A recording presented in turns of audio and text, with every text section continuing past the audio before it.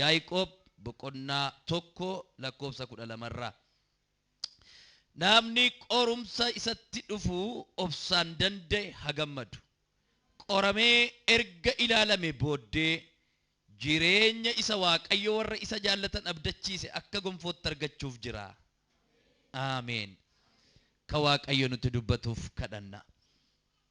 Mi harka keessan bitaa gara laphee keessanitti geessaa.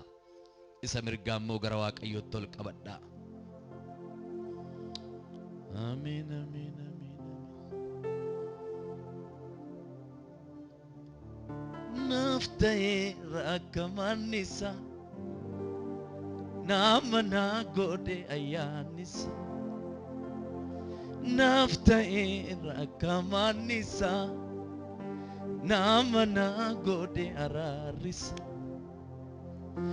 Nafta'e rakkamanisa nama na godhe araarisa. Nafta'e rakkamanisa nama na godhe ayyaanisa. Erganni nafta'e abbaa mararama caalchiseen jajadhaa maafanga dadama. Erganni nafta'e abbaa mararama caalchiseen farfadhaa maafanga dadama. Nafta'e rakkamanisa nama na godhe ayyaanisa. Nafta'e rakkamanisa nama na godhe ayyaanisa. Nafta'e rakkamanisa nama na godhe araarisa. Erganni nafta'e abbaa mararama caalchiseen jajadhaa maafanga dadama. Erganni nafta'e abbaa mararama caalchiseen jajadhaa maafanga dadama. Yaa Waaqayyo guddummaan kan keeti jabinnis aangoon kanuma keeti. Sabni kun dubbii kee dhaga'uudhaaf walitti qabameera.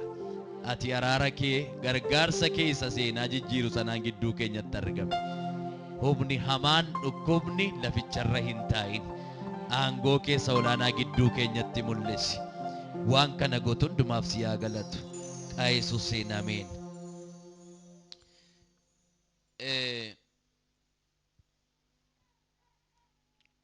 Arra sagalee Waaqayyoo gabaabinatti walii wajjin barannaa. Qorumsa mo'achuu mata duree jedhuun dubbadha. Biyyi lafaa kun qormaata adda addaa qaba. Rakkina adda addaa qaba. Qorumsa kana immoo mo'achuudhaaf dubbii sagalee Waaqayyoo hundee keenya godhachuutu nurra jiraata. Namni ani qormaata hin qabu jedhu yoo jiraate nama agrimentii seexana biyya lafaa foonii wajjin qabuun alatti ame Kiristiyaan qaamni jedhu kamiyyuu qorumsa qaba.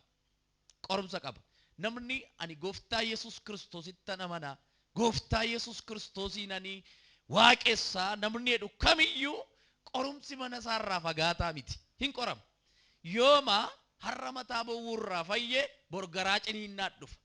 Yoo har'a mataa dhukkubbiirraa fayyee bor miilla isaatu waan tokko ta'a. Mata dureen lafa kanaadhaa nama qoru karaa adda addaadhaa namatti dhufu hin baay'ata jechuudha. Qorumsi biyya lafaa kana keessatti jireenya keenya irratti baay'ee akka ta'e wangeela Yohaannis 16:33 irratti walii wajjin ilaalaa turreera. Qorumsi biyya lafaa kana keessatti kiristaanota irratti yeroodhaa gara yerootti deddeebi'ee kan dhufudha jechuudha. Dubbiin sagalee Waaqayyoodhaa waa'ee nama qoramuu maal jedha? Waa'ee nama qoramuu gaafa ilaallu namni adduma addaan qorumsa isatti dhufu keessatti gammachuu akka qabaatu kaa kutaan amma dubbise kun gammachuu qabaachuu akka qabu kaa maaliifi qorumsa dudduuba waan gaariin akka jiru addeessee dubbata macaafni qulqulluun. Ergaa Yaaqoob 1:12 gaafa dubbistan namni qorumsa keessa jiru keessatti waan isa mudatu keessatti waan isa rakkisu keessatti gammadaa ta'uu akka qabu macaafni qulqulluun kallattii kenna. Qorumsi maanatti dhufeerra itti gammaduu akka qabu. Namni nan qorama jedhu haa gammaduudha Yaaqoob. Qorumsi waa lamatu jira. Qorumsa waa lamatu jira. Qorumsi waa lama, qorumsa hamminaaf, cabaaf, salphinaaf qoramanii fi qorumsa gaarummaa. Qorumsa hammeenyaaf qoramanii fi qorumsa gaarummaadhaaf qoraman. Qorumsa hammeenyaaf qoraman kana qaamoleen nama qoran sadi.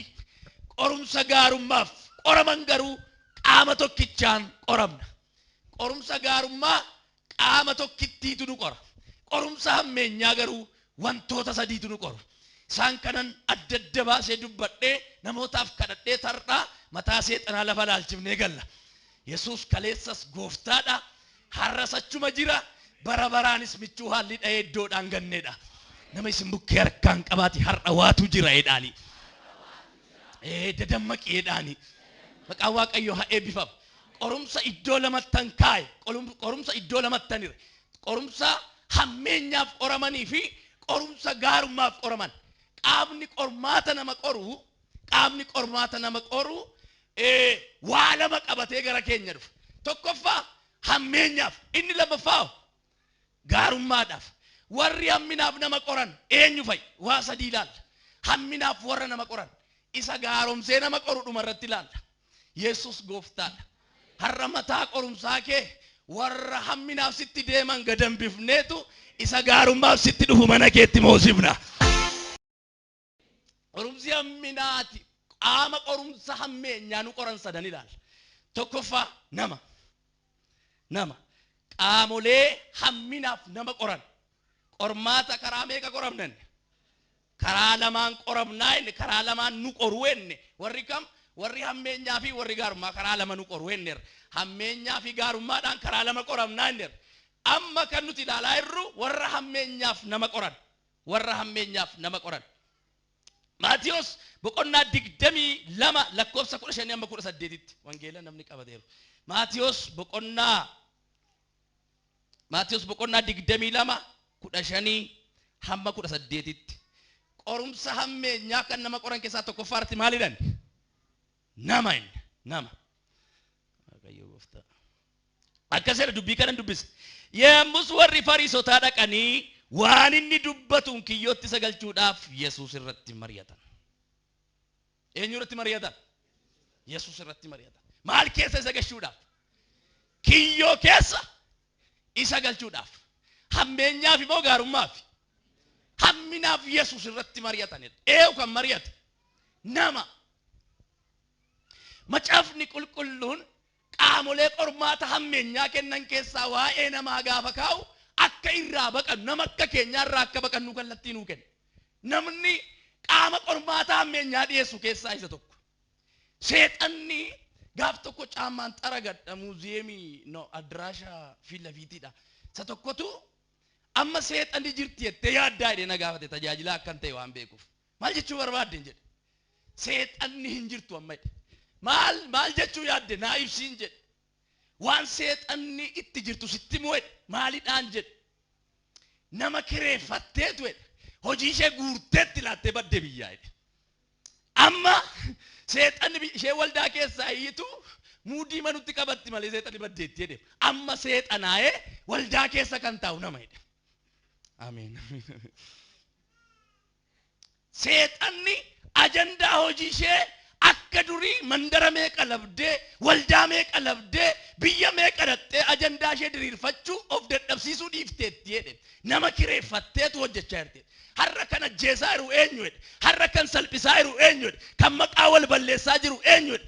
Yeroo baay'ee seexanatti muka jigsinaa jedhe. Garuu kan seexanni ittiin nu dha'aa jiru qaamni tokko kiraayii fuudhamee jira jedhe.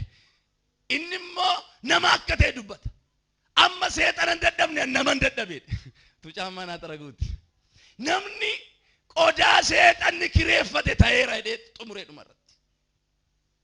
nan dinqifadhe baay'ee sammuu koo gararraana ta'e namni haga kanatti kan biyya lafaa kanatti dhufeef gara biyya lafaa kanaa kan dhufneef ajandaa waaqayyoo jiraannee furmaataaf dhalanne malee wal kiyyeessu wal balleessu wal cabsu wal miidhuudhaaf hin dhalanne nuti faarsaa 91 gaafa dubbifannu lakkoofsa 3 irraa kaasanii gaafa ilaaltan kiyyoo namni sii kaa'e jedha kiyyoo seexanni sii kaa'e jedha kiyyoo namni sii kaa'e Psalm 91:3 91:3 irraa kaasanii gaafa dubbistan kiyyoo namni sii kaa'e sii oolcha akkas jechuun namumaaf namatu kiyyoo kaa'e jechuudha namni nama akkasaatiif diina hammeenyaan qormaata nama qorudha al takkaa ol qabaatii harka keessan isa mirgaa eebba fudhadha waaqayyo barana harka namaatti sin kennin qormaata hammeenyaa kan namaa dhiyeessan keessaa namni isa tokko yeroo kiyyoo kaa'u waan gaariitu dudduubaan waan gaariitu haa ta'uuf godhaa yeroo godhu activation yookaas wanti inni fudhatu kun waan gaariitti oofuuf godha kiyyoo namni kaa'u waan gaarii haa ta'uuf godha nattaasaa waan gaarii haa ta'uuf godha namni waan gaarii haa ta'u miti habadduu hacabduu asalphattu haqaanuftuudha gabaa addunyaa kanarraati yeroo hundumaadhaa nama dhabamsiisuudhaaf jireenya waaqayyo nama jiraachisu keessaa nama gatuudhaaf wuxreetii guddaa kan godhu jechuudha namni qaama qormaata hammeenyaa dhiyeessu keessaa isa tokkoffaa godhee kanan fudhadheef kanaaf keessumaa qormaata karaa namaa dhufu kana baay'ee qormaatilee hammeenyaaf nutti futtaan keessaati wanti nuti baay'ee gajjabeessinee irraa qaama keenya jireenya keenya tajaajila keenya eeggachuu qabnu qormaata namaan nuu kennamudha qormaata karaa namaa nutti dhufudha because namni waan sadan tokko kaaseen dubbadha namni kan wajjin dhalatan ta'uu danda'a kan wajjin jiraatan ta'uu danda'a baay'ee qormaatilee jiran keessaa kan nuti ittiin of eegnu kan nuti ittiin yeroo hundumaa irraa of qabuu qabnu nama macaafni qulqulluus kallattii nuu kaa'eera waan ta'eef sababni isaas keessumaa hidda maatii irraa ka'ee kan nu wajjin dhalate nu duukaa jiraachuu danda'a kan nu wajjin guddate jiraachuu danda'a kanarruma immoo nu argee ol lixee diinqan beeku keessumaa maatii irraa achiis hidda dhalootaatiin maatii irraa kan dhufu kan wajjin dhalatani ani zarii isheen beekaa ani zarii isaan beekaa hamma maali mucaa kabbadaa abbaluu miti mucaa baacaa tasgaraa miti mucaa akkasii miti mucaa mootii miti mucaa guutamaa miti mucaa boosharaa miti jedha inni kam inni wajjin dhalate hanga golaatti hanga qacceetti inni beeku zariidhaan yookaan maatiidhaan achiis foltoksa fidee dhufeetu kiyyoo isaa darbata namumti kun iddoo lamaan tokkotti qoodee kanan dubbachuu yaaleef kanaaf namni inni sadaffaan garuu nama egeree namaatiin nama shakku goonee keenya waa sadan kee inni tokkoffaa nama wajjin dhalatanidha namni baay'ee irraa of eeggachuun kan barbaachiseef waa meeqa of keessaa qaba tokkoffaa kan wajjin dhalatan ta'uu danda'a lammaffaa immoo kan wajjin jiraatan gaafa jennu duwwaa 4 mana kiraayii qabannee waggaa dheeraa teenye nuti waggaa 8 teenye mana 2006 kaasnee duwwaa 4 irra turre maatii godhannee safara keenya namni alagaatti wal ilaalu hundumtuu yeroo du'aa walii boonyaa walii gaddinaa yeroo dhukkubaa wal bira dhaabannaa ollaa sanaa ka'uun nutti ulfaatee ture wajjin kan jiraatan amma fakkeenyaaf qaamni wajjin jiraatan tokko hamma maal amma diinqasheettan beekai hamma maal qabdi mana kee maal qabdi jireenyi ishee akkasidha hin odeessa waan mana keetti lolli karaa namaa namatti gadhiifamu tokkoffaa dhalootarraa kaasee lammaffaa qaamni wajjin jiraatan sadaffaa egeree namaa kan shakkan jenneetu nama sadii ilaalla namni wajjin jiraatan darbuun hin cima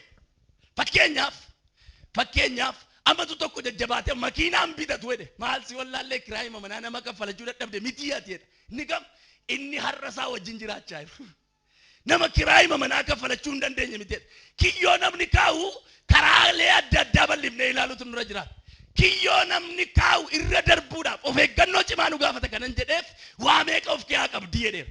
Wanti isheen of keessaa qabdu tokkoffaa kan wajjin dhalanne zarii keenya kan beeku ta'uu danda'a. Lammaffaa immoo kan wajjin jiraannu gola keenya buna dhuguu dhufee kan arge buddeen nyaachuu dhufee kan arge ta'uu danda'a. Namni wajjin jiraattan kun ol lixeetu gola keenya wajjin nu madaala.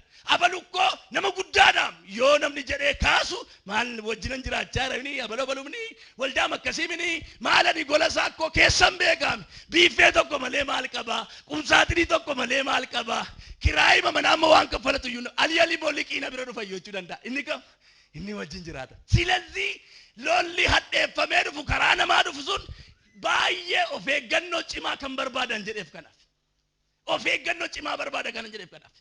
Lukaas addaamee argake waan haafa meeqa guureessi wajjin taa'ee bahee galee waan karaa adda addaa waan meeqa guuree deemu garaa namaatti waaqayyo sin kennin ganama kan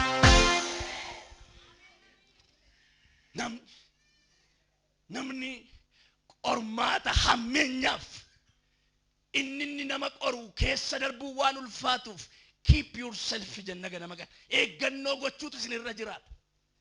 Namarraa of eeggachuudhaan of eeggannoo cimaa qormaatilee jiran keessaa kan namaa baay'ee of eeggachuutu nurra jiraata. Inni kan biraan immoo Yoosef abjuu himannaan yoo waa'ee Yoosef ilaallu waa'ee egeree namaatiin dhaloota nama shakkan jira. Abjuu himannaan kun nurratti mootii ta'uu fiireedhanii qabaniitu darbatanii gurguranii obbolaansaa Yoosefiin sababa abjuu gurgurame Yoosef. Bor waan guddaa taatiidhaan namoonni nama shakkanis qabaniitu mul'ata namaarraa deebisanii gaadaa rakkinaatti ol nama deebisuu barbaadu. Egeree namaa warra shakkan namni yoo wajjin dhalattes rakkisa yoo wajjin jiraattes rakkisa yoo waan borii kee arges rakkisa. Kanaaf walumatti qabee waaqayyoo garaa namaa yaada namaa irraa si haa eegu. Sabni kun tuqameen jiru fakkaata nagaan sinii baay'ata. Waan kana booda ta'u argita. Barana waaqayyoo karaa namaarraa garaa namaarraa yaada namaarraa si haa eegu. Namumatu qabee walidhaa namumatu qabee wal kennaa namumatu qabee wal ajjeesa. Namumatu. Kanaaf hamaan karaa namaa sitti dhufu barana karuma kee jajjabaattee akka injifattu humna isaa sii laaddeera. Qorumsi keenya inuma mo'ama eessayyuu nabu. Qorumsa hammeenyaaf namatti fururan keessaa isa lammaffaa isa karaa seexanaa dhufu. Qorumsa seexanaan qoraman. Tokkoffaa irratti maaliin qoramna waan hammeenyaan jedhe. Namaan qoramnaan lammaffaa immoo seexana. Seexanni nama hin qora akkuma sila kaasaa ture. Nu garuu waan nu jeeqaa oolu hunduma isaa waan nu dhiphisaa oolu hunduma isaa seexanatti jigsinee galla nuti. Yeroo baay'ee waan nu dhiphisaa oolu waan nu jeeqaa oolu hunduma isaa seexanni akkana gootee seexanii natti taphattee seexanni akkana gooteen namnis nu qoraa seexannis nu qoraa nus of qorraa wal ilaalla waan ta'eef sagalee keessatti ilaalla. Maqaan waaqayyoo eebbifamu. Seexanni kiristiyaanota hin qora. Gooftaa Yesuus hin qoreera. Maatiyos boqonnaa irratti gaafa fudhattanii ilaaltan qormaata seexanaatu Kiristoosiif kenname. Seexanni Kiristoosiin qore. Seexanni Kiristoosiin qore. Qormaati seexanni Kiristoosiif yookiis gooftaa Yesuusiif kenne yeroonsaa yeroo beelaa ture Yesuusiif. Yeroo rakkisaa ture. Yeroo baay'ee rakkisaa haa turuyyuu malee seexanni garaa Yesuusiin argateetu elaa jireenya kee keessatti beelaa waan jiruuf garaa isaa ilaalaa dhatte. Qorumsi seexannitti nu qoru qalbii keenya yaada keenya erga kontrol godhee booda karaa taarget nu godhu laallata. Karaa nu cabsu laallata. Karaa nu balleessu laallata.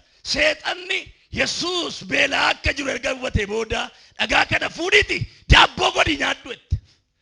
Qorumsa guddaa ishee Yesuusiin qorte keessa. Yesuus beelaa jira. Amma seexanni maal gochaa jira dhaloota keenya? Seexanni ergamni guddicha achi as bahee amma erga siidaa dhaabbatee erga addunyaa weeraruuf murteeffate maayikiroochipsiin amma maglacaa baaseera. Maayikiroochipsiin erga dhoksaasaa isa guddaa sana erga ifa baafate booda ana bira birriitu jira jedhee poostii godhachuutti ka'e amma seexan. Na bira birriitu jira. Na bira viillaatu jira. Na bira makiinaatu jira. Na bira kanatu jira. kolfisiisaa gammachiisaa ofitti fuudhee boossisaa deebisuufi harka kee jennaa kennime wanti barana dhaloota baay'ee fuudhee achi nutti deebisuu dide balbala ga'ee si yaadadha bu'ee.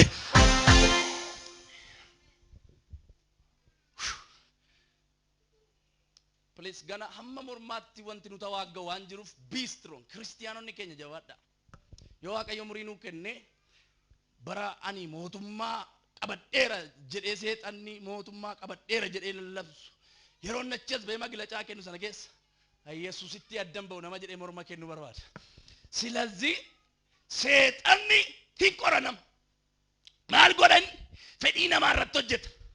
Nama wayyaa barbaadu wayyaan sii kennadhaan. Nama heeruma barbaadu heerumtaa'edhaan. Nama manuma tumni jaarradhe nama jedhu manatti kenna. Nama makiinaan sii kennaadhaan. Ela hin godhamoo miti hin raawwata miti manan sii kenna kanan sii godha makiinaan sii fuudhee jaawwarseetti taphatee maraatuu godhee gadhiisuuf malee harka keessa naa kenname al takka barana wambadeen haalli qilleensarra siifachi jireenya namaa oofuu fi wanti kaayyoo kiristiyaanaan taane mana keerraa xaragamee haa ka'u'e. Abdachiiseetu rakkasiisa.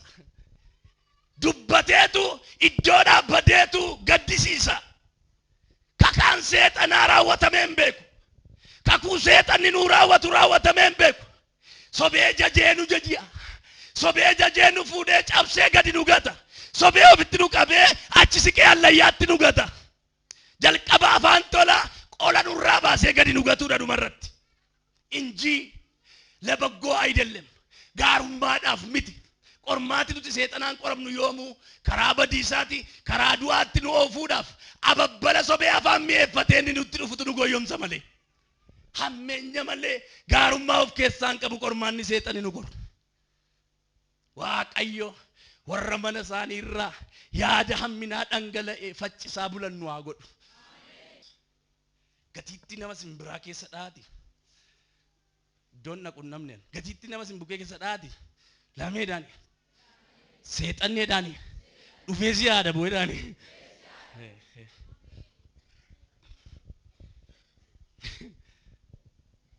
Buddeen godhi nyaadhu yerootti waa yaaddeef hin fakkaatu. Waa yaaddeef hin fakkaatu sobdee identitii isaa dha'uufi. Isa kan biraa gaara ol kaarra isa dhaabdeetu asirraa kufime. Asirraa lafa ergamoota erganiitu si eegu jedha macaafnoo ergamoonni ergamanii dhufanii harka isaanii waan si jala qabaniif asirraa gad darbami. Asirraa gad of darbadhu hin cabdu hin miidhamtu ergamoota si eegaa. No, Waaqayyoo gooftaa kee garmaleen eeggate. Isa buddeena siifa ta'u jetteen daabboo siifa ta'u jetteen sana lakki namni buddeena duwwaadhaan hin jiraatu. Dubbii afaan Waaqayyootiin malee. Qormaata kana hin danda'e jala dhaabate Yesuus. Qormaata seexanaa wanta adda godhu sadhumaan dubbadhee baakiyaa. Qormaati seexanaa it is very simple. Baay'ee qormaata salphaadha. Gooftaa Yesuus isa sadaffaa fittee mana qulqullummaa irra dhaabachiiftee addunyaa agarsiistee kana hunda harka kee keessan galchaa mootii kan keen godhaa mootummaa kan keen godhaa biyyan sitti kennaa kufiinaa sagadi jette badasiiti jedhe badasii kan sagadamuuf eenyudha kan waaqeffamu eenyudha kan jajamu eenyudha na duukataa bilis kan ol qabamu eenyudha kan sagadamu eenyudha badasiiti jedhe argaa godhan isa dhumaa forfeedhaan baase ol kaasimee argaa kee maqaa Yesuusin barana seexanni boroon isa dhufu balbalaan isa dhufu karaa barbaade dhufu barana dhufee of duraa maqaa Yesuusin ari'adhu balbala kee dhaabataa hin turin akka galeessa balbala kee dhaabataa hin turin akka dheengaddaa ifadhu ofirraa fageessi Ameen. Badasiidhe kanan sagaduuf kana waaqessuuf only waan qaama tokkichatu jira qaama tokkichadha kan sagadamu. Kan sagadamu fi qabu Waaqayyo goofticha duwwaaf sagadi jedha macaafni qulqulluun waan hin barreeffamneef ansiif hin foqoqu wedhe of dura hifatame argaa koo dura badi jedhe seexanni ifannaa maqichaa gaafa dhaga'u danda'e naabatu qormaanni seexanni sii fidu gaarummaa of keessaan qabu garuu saadaa dhufaa inni kolfisiisaa taphachiisaa kanan sii guuta jechaa dhufaa jenne sobee dhaqa bareecha malee galli fokkataan haa ta'uyyuu malee yoo galli isaa rakkina akka qabu hubanne galli isaa rakkoo akka qabu erga hubanne booda ifannaa maqichaa jalatti akka hin dhaabanne sammuu nu beekuu qabaachuu qabna. Maqichaan ifannaan qalbii nu jala dhaabatee nu tawaaga'uu hin qabu. harreedha waaqayyo qorumsa seexanni si dhiyeessu gaaffileen si dhiyeessu irra si aansaa'edhaani. Ameen. Asii ba'anii namoonni namaan qoraman jiru, namoonni seexanaan qoraman jiru, garuu warra qormaaticha darbaniin argaa. Who are you? Eenyu kan qormaaticha darbu? Namni qormaaticha darbu jira. Harka keechas qabsirratti dubbadhaa raajiidha ergaa waaqayyoon na keessa jira. Ganama kana qormaata sitti dhufu hundumaa humna si bayyaannachiisu irratti lafaan dha'eera. Meetta'eera jedha ayyaati. Seexanni teeknikaal ishuun kee yookiis karaaleen nuti ittiin seexana injifachuu dandeenyu ifannaa maqichaan gaffuudhamu baqata. Maalin jedhe? Amma yooma karaa barbaadee jireenya keenya irraasu barbaadee qaayyees ifatame ennaan hin dhaabatu seexan dabeessa. Sobee jagna fakkaachaa dhufa malee. Kanaaf dhaqaa miira ho'ee yoo dhufe iyyuu yoo ati maqichaan ifatte gaddaachi deebi'a shuntuure. Fuulli diina keetii walti qabatee sirraa qajeelu. በፈለገ ነገር ይምጣ. We are winners. warra mo'atoodhaanut. Waaqayyo eebbifamu. Ameen. Inni kan biraan qormaanni seexanni kennu yeroo kamuu humna qabeessa miti. Waaqayyotu lolaa ta'ee nurra dhufa waan ta'eef. Zakkaariyaas 3 irratti gaafa Iyyaasuu hangafa lubaa hadheessuuf dhiyaate seexanni Iyyaasuun jireenyi isaa deddeebinsa waan gaarii keessa hin turre, iddoo gaarii keessa hin turre. Garuu Waaqayyo giddu galeetu ati Iyyaasuu garbicha koo hadheessuudhaaf ija kee irra keewwatteeree jedhe. Seexanni gaafa nu hadheessuuf dhiyaatu gartuu cimaa waan qabnuuf, to'ataa garee keenyaa cimaa kan ta'etu waan jiruuf, hadheessi seexanaaf lolli isaa yeroo kamuu Kiristoosiin injifatamaadha nu biratti. Silazii karaa barbaade iyyuu adufu seexanni mana nama tokkooti iyyuu huuba tokko fuudhee akkam baane ganama kana labsii irratti labseera. Mana abbaa kee alixu, mana daadaa alixu, mana eessumaa alixu, mana wasiila keenyaa alixu lixee waan fuudhu dhabee deebi'a. Baadiyyaan oduun jiru baay'ee nama jibbisiisaati. Amanaa fuudhaa fi mee wayii harka keessa ol kaasaame Yesuusin barana lixee waan fuudhu adabu mana keessani. Mana fira keetiitii waan fuudhu adabu.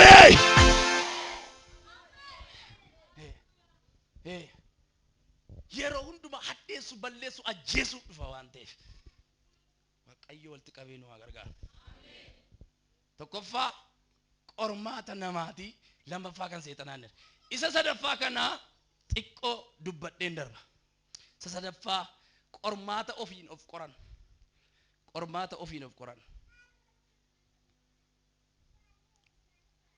Namni qabatus hin jiru waan ta'eef. Yaaqoobuma boqonnaa tokko lakkoofsa 14 irraa akkasidha. Garuu tokkoon nama kajeellaa ofii isaatii isa hamaadhaan harkifamee yommuu qabamu in qoramaa'edha kutaan sun. Yaaqoobuma boqonnaa tokko 14. Yaada hammeenya mataa isaatiin yeroo itti waan hamaa gochuudhaaf of harkisu in qoramaa'edha. Hadhaa yeroo nu gaaga. Tokkoffaa qorumsa seexanaan dhufanneerraa, lammaffaa karaa namaa innerraa, karaa seexanaan irraa, isa sadaffaa immoo qorumsa ofiin of qoran. Qorumsi ofiin of qoran waan gaariitti nama geessa. Hamaa yeroo nu maddee ka'een dhaqee nama waraanaa, ka'een dhaqee nama ajjeesaa, ka'een dhaqee nama rukutaa, ka'een dhaqee abaluun lafa buusanneedhaan kun waan gaariitti nama noofu. Qorumsa gaariif qoraman miti. Qormaanni nama keeyaa waa namaadhaan warra Yaaqoobuma tokko 14 irraa dubbifatta. Qorumsi ofiin of qoran kunis hammeenyatti nama geessa. Badiisatti nama geessa. Salphidatti nama geessa. Inni afraffaan yookiis qabxii lammaffaa godhee kanan dubbadhu hammeenya kan of keessaa hin qabne, waan tokkoyyuu kan of keessaa hin qabne qorumsa gaarummaadhaaf qoraman. Qorumsa gaarummaadhaaf qoraman. Warri sadan nuti amma ilaalle qorumsa hammeenyaaf nutti dhufudha jechuudha. Kan namni nu qorus, kan seexanni nu qorus, kan nuti of qorrus gara hammeenyaatti nu godhatu. Isa lammaffaa garuu qorumsa gaarummaaf qoraman uumama 22 irraa seenaa Abrahaam fudhannee ilaalla. Qorumsa gaarummaadhaaf nama qoran kan nama qoruu abbaan qormaataa Waaqayyodha. Waaqayyo qoree lafatti si yaadee si haa argatu.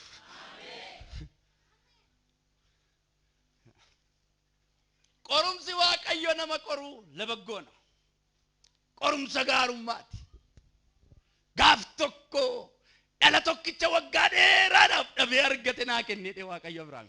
Namatti ulfaatu. Dhala tokkicha kakuudhaan waggaa dheeraa booddee dulluma keessa argate mucaa. Miinaa kenni aarsaa naa dhiyeessee Waaqayyo.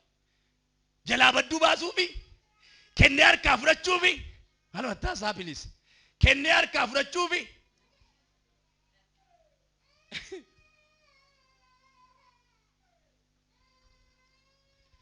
Waaqayyo dhala kee mucaa kee naa kenni gaafa jedhu gammachiisee gaddisiisuufi no garaa Abrahaamiin ilaaluufi Waaqayyo waan Abrahaam jedhu hubachuufi Waaqayyo hammam garaa jaalala Waaqayyo fakka qabu garaa Abrahaam irraa waa hubachuufi dhala argatee naganaa laata dhala argatee dugdanatti gataa laata sana achirraati waan ta'e diraayif godhachuufidha. Qorumsi Waaqayyoon nuyi qoramnu gaarummaatti ulfina qabeessa waan nu jabeessudha malee utuma nuti dogoggorree waan inni nu gaafateef deebii qixaan kenninu ta'eeyyuu raawwatee waan nu qore sanaan kan gannu hin darbanne. Qorumsi Waaqayyo nu qoru yoo qormaata isaa darbuu dadhabneyyuu inni ofitti akka nu qabettafa maleessa waan kana hin guunneef ulaagaa kana waan hin sirreessineef ulaagaa kana waan hin guunneef jedhee matuma raawwateeyyuu waaqa moggaatti gadi nu dhiibu miti. Nurra goreeyyuu qormaatilee karaa sadii nutti dhufan faccisee mana keenya to'ata malee. Yeroo kamuu qormaata keessatti kana tubattu yoo hammam qoramneyyuu yoo hammam rakkanneyyuu qaamni harka nurraan fudhanne isa gaarummaadhaaf nu qoru sanadha. Qaa Yesuusin ulee qajeelinaatiin ganama kana isin reebeera. Qaamni gaarummaadhaaf nu qoru kun qormaata hammeenyaaf dhufan isa faccisudha. Qormaata kan nu balleessuuf dhufan, qormaata nu ajjeesuuf dhufan, qormaata nu salphisuuf dhufan isa nu injifachiisudha. Sagalee kana maaliifan dubbadhaa jedhee Waaqayyoon gaafannaan qormaata guddaatu dura ijoollee koo jira. Kan seexanni qoru jira, kan namni qoru jira, kan of qoru jira. Garuu isa gaaromee balbalatti hafu ulfina koo hubataniifan si keessa kaa'ee jedhee Waaqayyo. Qormaata gurguddaatu dura keessan jira. Dura keenya jira. Rakkina gurguddaatu dura keenya jira. Miilana garuu sagalee kana xoofeetu waan gaariidhaan si goolaba.